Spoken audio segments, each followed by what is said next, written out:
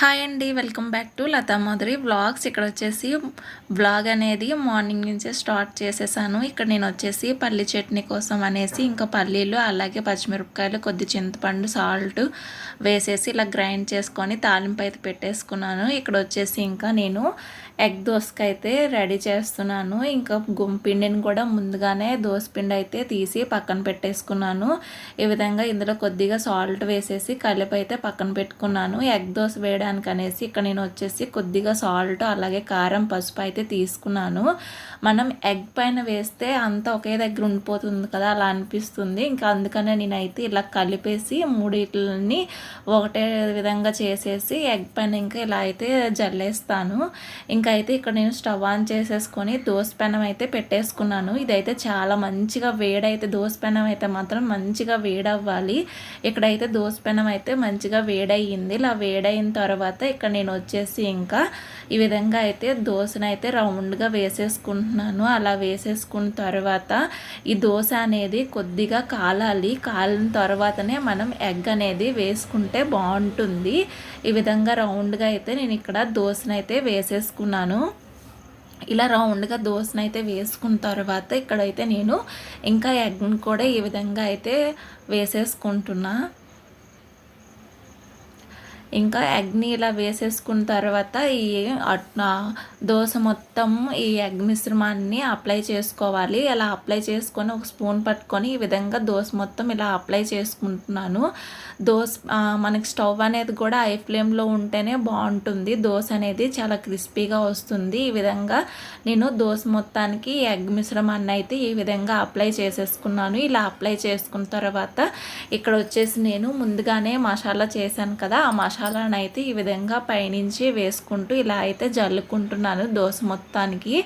ఇలా వేసుకున్నా బాగుంటుంది. లేకపోతే ఎర్రకారం ఉంటుంది కదా, ఆనియన్స్ అది కారం అన్నీ మిక్సీ చేస్తారు, అలా వేసుకున్నా బాగుంటుంది. ఇక్కడైతే నేను సింపుల్గా ఇలా వేసుకున్నాను. పైనుంచి కొద్దిగా ఆయిల్ని అయితే అప్లై చేశాను. ఇక్కడ వచ్చేసి దోశను అయితే ఈవెన్గా తిప్పి తిరిగేసుకొని రెండు వైపు కూడా మంచిగా కాల్చుకోవాలి. ఎగ్ దోశ కదా, రెండు వైపులు కాల్చుకుంటే మనకి ఆ నీసువాసన అనేది ఏమీ లేకుండా ఉంటుంది. ఈ విధంగా అయితే నేను రెండు వైపులా మంచిగా కాల్చేసుకున్నాను. ఇలా రెండో దోశను కూడా వేసేసుకొని ఇంకా ఈ విధంగా అయితే తినేస్తున్నాను. ఇక్కడ రెండో దోశ కూడా ఈ విధంగా వేసేసుకొని మార్నింగ్ అయితే బ్రేక్ఫాస్ట్ అయితే ఈ విధంగా చేసేసుకున్నాం. మధ్యాహ్నం ఇంకా ఈరోజు ఇక్కడైతే టిఫిన్ అంతా అయిపోయిన తర్వాత మధ్యాహ్నం ఇంకా లంచ్లోకి అయితే ఎగ్ ఫ్రైడ్ రైస్ చేసేస్తున్నాను. ఇక్కడైతే నేను ఒక 3 ఎగ్స్ తీసుకున్నాను. వాటిని కొద్దిగా సాల్ట్ వేసేసి మంచిగా కలిపేసుకున్నాను. ఒక కడాయి స్టవ్ ఆన్ చేసుకొని ఒక కడాయి అయితే పెట్టుకున్నాను. అందులో కొద్దిగా ఆయిల్ వేసేసి ఎగ్స్ అయితే ఈ విధంగా వేసేసి మంచిగా ఇలాగా కలిపేసుకుంటున్నాను. ఎగ్ అనేది ఈ విధంగా ఫ్రై అయితే సరిపోతుంది. మరి చిన్న చిన్న చేసుకున్న బాగోవు. ఇలాగా నేను పెద్ద పెద్ద పీసెస్గానే ఉంచేసుకుంటున్నాను. ఇందులోకి కొద్దిగా క్యారెట్, కొద్ది క్యాబేజీ అలాగే ఆనియన్స్, క్యారెట్ అయితే వేసేసుకున్నాను. అండ్ తర్వాత కొద్దిగా గ్రీన్ చిల్లీ కూడా సన్నగా కట్ చేసి అయితే ఈ విధంగా అయితే నేను ఇక్కడ యాడ్ చేసుకున్నాను. ఇలా యాడ్ చేసుకొని వీటిని అయితే హై ఫ్లేమ్లో పెట్టుకొని మంచిగా ఫ్రై చేసుకోవాలి.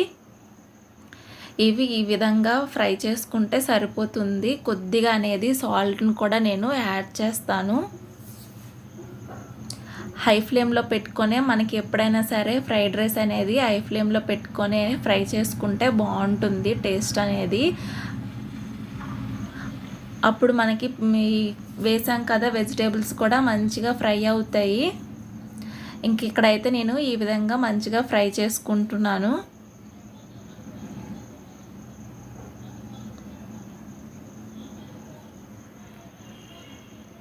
ఇక్కడ వెజిటేబుల్స్ అనేది ఈ విధంగా ఫ్రై అయ్యాయి కదా, ఇక్కడ వచ్చేసి నేను వెజిటేబుల్లోనికి కొద్దిగా సాల్ట్ని అయితే యాడ్ చేసుకొని ఈ విధంగా ఫ్రై చేసుకుంటున్నాను. ఈ విధంగా ఫ్రై అయిన తర్వాత ఇక్కడ నేను వచ్చేసి ఇంకా ముందుగానే ఆ రైస్ కూడా ఉడికిచ్చేసి పక్కన పెట్టేసుకున్నాను. ఒక ప్లేట్లోకి అయితే తీసుకొని పొడి పొడిగా అయినట్టు ఇలా ప్లేట్లో తీసి చల్లారి పెట్టుకున్నాను. ఇక్కడ ఈ విధంగా అయితే పొడి పొడిగా అయ్యింది. ఈ రైస్ని అయితే ముందుగా మనం ఫ్రై చేసి పెట్టుకున్నాం కదా, ఇందులోకి అయితే యాడ్ చేసేసుకుంటున్నాను. ఇక్కడ వచ్చేసి కొద్దిగా అంటే మనకి ఫ్రైడ్ రైస్కి ఎంత సాల్ట్ అయితే సరిపోతుందో నేను ఇక్కడైతే 1 స్పూన్ సాల్ట్ అయితే యాడ్ చేశాను. అలాగే 1 స్పూన్ కారాన్ని కూడా యాడ్ చేసుకున్నాను. చేసుకున్నాను. ఇలా యాడ్ చేసుకున్న తర్వాత ఎటువంటి మసాలాలు ఏం వేయవసరం లేదు. చికెన్ మసాలా ఉంది, నేనైతే 1 స్పూన్ చికెన్ మసాలా యాడ్ చేసుకున్నాను. చికెన్ మసాలా లేకపోతే గరం మసాలాను కూడా యాడ్ చేసుకోవచ్చు.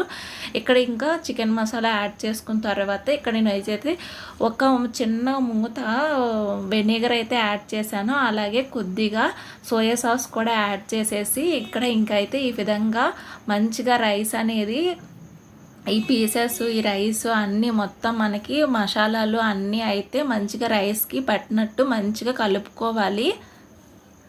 ఇక్కడ నేనైతే ఇంకా హై ఫ్లేమ్లో స్టవ్ని అయితే పెట్టేసి ఈ విధంగా అయితే మంచిగా కలిపేసుకుంటున్నాను. ఇంక ఈ విధంగా కలుపుకున్న తర్వాత ఇంక నేనైతే ఇక్కడ కొద్దిగా కొత్తిమీరను కూడా సన్నగా అయితే కట్ చేసి పక్కన పెట్టుకున్నాను. ఆ కొత్తిమీరను కూడా ఇందులోనే యాడ్ చేసేసుకుంటాను. ఈ విధంగా కలుపుకోవాలి మనకి రైస్ అనేది.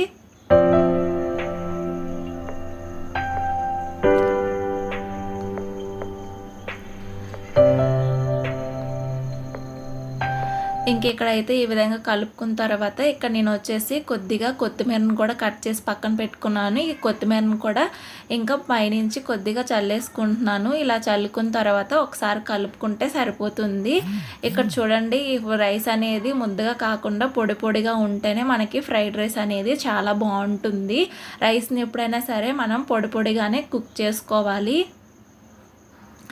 ఇక్కడ నేనైతే ఇంక ఈ విధంగా అయితే ఫ్రైడ్ రైస్ని చేసేసుకున్నాను లంచ్లోకి.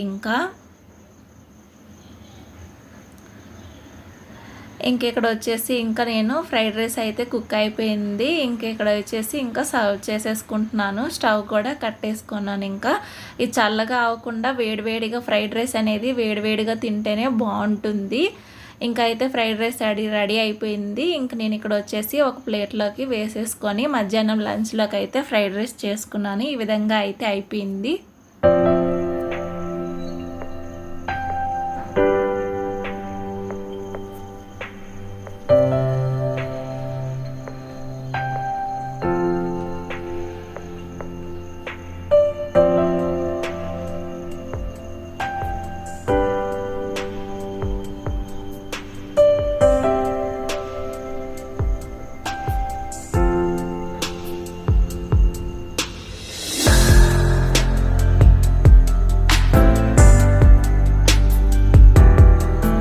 ఇక్కడైతే మధ్యాహ్నం లంచ్లోకి ఫ్రైడ్ రైస్ చేసేసాను. చాలా వేడివేడిగా ఉంది, పొగలు కక్కుతుంది. ఇంకా ఇలా వేడివేడిగా తింటేనే ఫ్రైడ్ రైస్ అనేది చాలా బాగుంటుంది. ఇంకా ఫ్రైడ్ రైస్ తినేసి ఇంకా కాసేపు కూర్చున్నానో లేదో ఇంకా మా వారైతే ఫిష్ తీసుకొచ్చారు, ఫిష్ పులుసు పెట్టా అనేసి. ఇంకా మధ్యాహ్నం ఎప్పుడైనా ఫిష్ పులుసు మనకి చల్లగా అయిన తర్వాతే బాగుంటుంది కదా. వెంటనే ఇక్కడైతే నేను తినేసిన తర్వాత ఫిష్ని అయితే పులుసు చేద్దాం అనేసి ఇక్కడైతే ఇంట్లో అల్లం వెల్లుల్లిపాయ పేస్ట్ లేదు.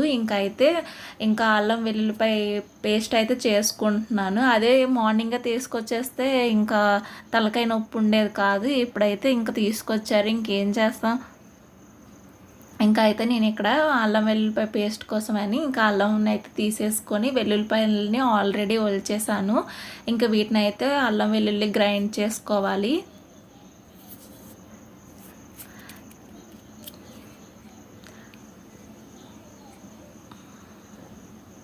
అదే మార్నింగ్ తెస్తే వండేస్తే పని అయిపోయేది. తీసుకురాలేదు, ఇంకేం చేస్తాం, తీసుకొచ్చిన తర్వాత వండాలి, తప్పదు కదా. అందుకనే నేను ఇక్కడ గ్రైండ్ చేసేసుకుంటున్నా అల్లం వెల్లుల్లిపాయ పేస్ట్. ఇవాళ అల్లం వెల్లుల్లిపాయ పేస్ట్ అయితే గ్రైండ్ చేసుకొని ఇక్కడ పక్కన పెట్టేసుకున్నాను.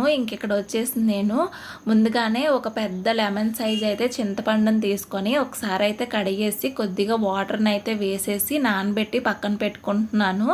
ఇలా మనం అన్నీ చేసేలోపు ఈ చింతపండు అనేది చక్కగా నానిపోతుంది. ఇక్కడైతే 1 కేజీ చేపలు తీసుకొచ్చారు. వీటిని అయితే శుభ్రంగా కడిగేసాను. ఎప్పుడైనా చేపల్ని మనం తెల్లగా కడుక్కుంటేనే పులుసులోకి బాగుంటుంది, నీసు వాసన రాకుండా ఉంటుంది. ఇక్కడ నేను వచ్చేసి 1 స్పూను సాల్ట్ అయితే యాడ్ చేసుకున్నాను. అలాగే 1/2 స్పూన్ పసుపు అయితే వేసుకొని ఈ పీసెస్కి అయితే మంచిగా మంచిగా పట్టినట్టు కలుపుకుంటున్నాను. ఇలా కలిపి పక్కన పెట్టుకుంటే కొద్దిగా ముక్కలకి ఉప్పు అనేది పడుతుంది, చప్పగా ఉండకుండా బాగుంటాయి. అందుకే ఈ విధంగా అయితే సాల్ట్ పసుపు వేసుకొని కలుపుకొని అయితే పక్కన పెట్టేసుకున్నాను. ఈరోజు నేను వచ్చేసి చేపల్ని మంచి తెలంగాణ స్టైల్లో చేస్తున్నాను. చేపల పులుసు ఈ విధంగా చేయండి, చాలా అంటే చాలా బాగుంటుంది. ఇక్కడ నేను వచ్చేసి స్టవ్ ఆన్ చేసుకొని గ్రిల్ అంటే ఇలా ఉంటుంది కదా, ఇంక దీనిలో పెట్టుకొని ఒక మీడియం సైజు చిన్న సైజు ఇవి 4 ఆనియన్స్ అయితే నేను ఈ విధంగా కాల్చుకుంటున్నాను. అదే మీరైతే పెద్దవైతే 2 ఆనియన్స్ అయితే సరిపోతాయి. ఈ విధంగా ఆనియన్స్ మంచిగా బ్లాక్ కలర్ వచ్చినంత వరకు కాల్చుకోవాలి. ఇలా నల్లగా కాల్చితే సరిపోతుంది. అంటే పైన లేయర్ అనేది తొక్క అనేది కొద్దిగా కలర్ చేంజ్ అయితే సరిపోతుంది. ఇక్కడ నేను వచ్చేసి ఇంకా హై ఫ్లేమ్లో పెట్టేసి ఉల్లిపాయలని అన్ని వైపులు తిప్పుకుంటూ ఈ విధంగా అయితే కాల్చుకున్నాను. ఒక్కసారైనా ట్రై చేయండి, చాలా అంటే చాలా బాగుంటుంది. చిక్కటి గ్రేవీతో చేపల పులుసు అయితే అదిరిపోతుంది. ఇంకా ఇక్కడైతే ఇవి ఈ విధంగా అయితే మంచిగా కాల్చేసుకున్నాను. ఇవి కొద్దిగా చల్లగా అయ్యేలోపు ఇక్కడ వచ్చేసి నేను పక్కన పెట్టుకుంటున్నాను. ఈ పక్కన పెట్టుకున్న తర్వాత ఇక్కడ వచ్చేసి నేను ఇంకా స్టవ్ ఆన్ చేసేసుకొని మసాలా కోసం అయితే ఒక కడాయి పెట్టేసుకొని ఇందులోకి నేను ఇక్కడ వచ్చేసి ఒక స్పూన్ అయితే మెంతుల్ని యాడ్ చేసుకున్నాను. 1 స్పూన్ మెంతులు, అలాగే 2 స్పూన్ల ధనియాలు, కొద్దిగా జీలకర్ర, అలాగే ఇందులోనికి ఒక చిన్న చెక్క, అలాగే లవంగాలు, 2 యాలకులను యాడ్ చేసుకొని 1 స్పూన్ మిరియాలను అయితే వేసుకొని ఇవి మంచిగా కలరు వచ్చేంత వరకు దోరగా ఫ్రై చేసుకోవాలి. ఇలా కలర్ చేంజ్ అయితే సరిపోతుంది. ఇక్కడ వచ్చేసి నేను ఒక ప్లేట్లోకి వేసుకొని ఇవి పూర్తిగా చల్లగా అయిన తర్వాత గ్రైండ్ చేసుకుంటాను. ఇంతలోకి ఇక్కడ వచ్చేసి ఆనియన్స్ని ఈ విధంగా మనం కడగనవసరం లేదు, పైన పొట్టు అనేది తీసుకుంటే సరిపోతుంది. అలాగే ఇక్కడ కొద్దిగా అటు ఇటు చివర్లో అయితే కట్ చేసేసుకోవాలి. ఇక్కడ ఆనియన్స్ని చూడండి, నేనైతే ఏం కడగట్లేదు, కడగకుండానే బాగుంటుంది. ఇక్కడైతే ఆనియన్స్ని మిక్సీలో వేసేసి పేస్ట్ అనేది చేసేసుకుంటాను. మెత్తగా అనేది పేస్ట్ చేసుకోవాలి. ఇదిగోండి ఇక్కడ నేను ఈ విధంగా అయితే మెత్తగా పేస్ట్ అనేది చేసేసుకున్నాను. ఇంకొచ్చేసి ఈ పౌడర్ని కూడా ఇక్కడ మిక్సీలో వేసేసుకొని గ్రైండ్ చేసేసుకొని ఈ విధంగా పౌడర్ చేసేసుకుంటే సరిపోతుంది. ఇంక చింతపండు ముందే నానబెట్టుకున్నాం కదా, ఆ చింతపండు కూడా ఇక్కడైతే నేను పులుసులా చింతపండు గుజ్జును కూడా తీసేసుకున్నాను చింతపండు పులుసు కోసం. ఇంకా ఈ చింతపండును కూడా ఈ విధంగా అయితే 2-3 సార్లు వాటర్ వేసేసి చింతపండు రసాన్ని అయితే తీసేసుకోవాలి. ఇలా తీసుకున్న తర్వాత ముందుగా ఆనియన్స్ని అయితే పేస్ట్ చేసి పెట్టుకున్నాం కదా, ఆ ఆనియన్ పేస్ట్ కూడా ఈ చింతపండులో కలిపేసుకోవాలి. ఇలా కలిపేసుకున్న తర్వాత ఇక్కడ నేను వచ్చేసి కూరకి ఎంత కారం అయితే సరిపోతుంది. ఇక్కడ నేను వచ్చేసి దగ్గర ఒక 3 స్పూన్ల కారాన్ని అయితే యాడ్ చేస్తున్నాను. ఎప్పుడైనా నాన్ వెజ్ కర్రీకి ఉప్పు, కారం, ఆయిల్ అనేది ఎక్కువగా ఉంటేనే కర్రీ అనేది టేస్ట్ బాగుంటుంది కదా, ఇంకా అందుకే నేను ఎక్కువగానే యాడ్ చేస్తాను. ఇక్కడైతే నేను ఇంకా ఒక 3 స్పూన్లు అయితే కారాన్ని తీసుకున్నాను. ఆ కారాన్ని కూడా ఈ చింతపండు ఉల్లిపాయ పేస్ట్ ఉంది కదా అందులోనే వేసేసుకొని ఒకసారి కలుపుకోవాలి, ఉండలేమి లేకుండా ఇలా కలుపుకొని పక్కన పెట్టేసుకుంటున్నాను. ఇక్కడైతే నేను స్టవ్ ఆన్ చేసుకొని కడాయి పెట్టుకున్నాను. ఇక్కడ వచ్చేసి ఒక 3-4 టేబుల్ స్పూన్లు పెద్ద స్పూన్లతో ఆయిల్ అయితే ఇక్కడ నేను యాడ్ చేసుకుంటున్నాను. కొద్దిగా చేపల పులుసులోకి ఆయిల్ అనేది ఎక్కువగానే పడుతుంది.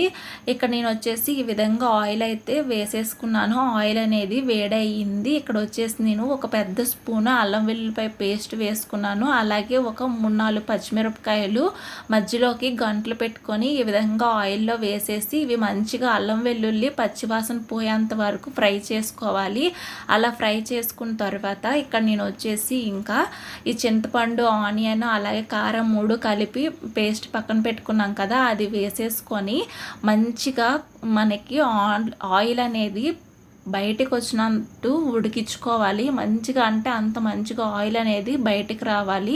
అలా వచ్చేంత వరకు ఉడికించుకోవాలి. ఇక్కడైతే నేను ఒక 2 స్పూన్ల కారాన్ని అయితే యాడ్ చేసుకున్నాను. అలాగే కొద్దిగా 2 రెమ్మల కరివేపాకును కూడా యాడ్ చేసుకొని ఈ విధంగా అయితే మంచిగా కలుపుకోవాలి. ఆయిల్ అనేది ఈ విధంగా పైకి అనేది రావాలి. అంటే మనకి ఆనియన్ పేస్ట్ అనేది ఆ విధంగా మంచిగా ఫ్రై అవ్వాలి. ఫ్రై అయ్యి ఆయిల్ అనేది బయటకు వస్తే సరిపోతుంది. మనకి ఇలా ఆయిల్ పైకి వస్తే చేపల పులుసు అనేది మరుసటి రోజుకైనా పాడవకుండా బాగుంటుంది. ఇక్కడ నేను వచ్చేసి కొద్దిగా వాటర్ని అయితే యాడ్ చేసుకున్నాను. ఇలా వాటర్ని యాడ్ చేసుకున్న తర్వాత వాటర్ అనేది మనకి సలసలా మరగాలి, తెరలు కాగినట్టు అలాగా బాయిల్ రావాలి మంచిగా. ఇక్కడ మూత పెట్టేసి అయితే ఈ విధంగా మంచిగా ఇప్పుడైతే పులుసు అనేది ఈ విధంగా ఉడికింది కదా. ముందుగా మనం మసాలా పేస్ట్ చేసుకున్నాం కదా, ఆ మసాలా పౌడర్ చేసుకున్న ఆ మసాలా పౌడర్ని కూడా ఇందులో వేసేసి పులుసు అనేది బాగా ఉడకాలి. ఇలా ఉడికి ఒక 10 నిమిషాలకి కొద్దిగా దగ్గరికి అయ్యేటప్పుడు పులుసు ఇంక చేప ముక్కలను వేసుకొని మంచిగా ముక్క మెత్తబడేంత వరకు ఉడికించుకోవాలి. చేప అనేది తొందరగానే ఉడికిపోతుంది, అంత టైం అనేది పట్టదు.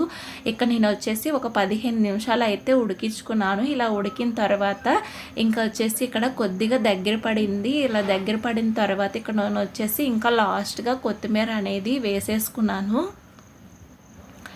ఇలా కొత్తిమీర వేసేసుకున్న తర్వాత ఇక్కడే ఉప్పు కారం ఏమైనా చాలకపోతే ఒకసారి టేస్ట్ అనేది చూసుకొని వేసుకోండి. నాకైతే అన్నీ కరెక్ట్గా సరిపోయాయి. ఈ విధంగా ఉన్నప్పుడు ఇంకా స్టవ్ ఆపేసుకుంటే సరిపోతుంది, ఎందుకంటే చల్లగా అయిన తర్వాత దగ్గరికి అయిపోతుంది కర్రీ. ఇక్కడైతే నేను ఇంక ఈ విధంగా అయితే చేసేసుకున్నాను. ఇంకా మధ్యాహ్నమే చేసేసాను కదా, నైట్ డిన్నర్లోకి అయితే ఇంకా నేనైతే చేపల పులుసు వేసుకొని తింటున్నాను. టేస్ట్ అయితే చాలా అంటే చాలా బాగుంది. ఇక్కడ చూడండి, చల్లగా అయిన తర్వాత గ్రేవీ కూడా చిక్కగా అయితే అయిపోయిద్ది. ఎప్పుడైనా చేపలు అప్పటికప్పుడు వండిన దానికన్నా కొద్దిగా టైం ఇచ్చి తింటే బాగుంటుంది. ఇంకైతే నేను కొన్ని పీసెస్ ఫ్రై కూడా చేశాను. ఇంక ఇవైతే ఈ విధంగా అయితే నైట్ డిన్నర్ అయితే తినేసాను. ఇంకా కొద్దిగా ఫిష్ ముక్కలు ఉంటాయి కదా, అవి అయితే ఇక్కడ నేను బాక్స్లోకి ఇంక ఈ విధంగా అయితే తీసేసి పక్కన పెట్టేసుకుంటున్నాను.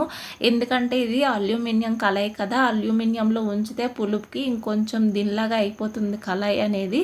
ఇంక నేను ఈ విధంగా అయితే వేసేసి పక్కన పెట్టేసుకున్నాను.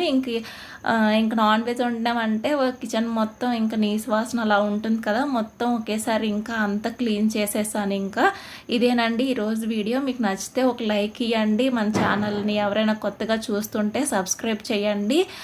ఇంకేంటి సంగతులు?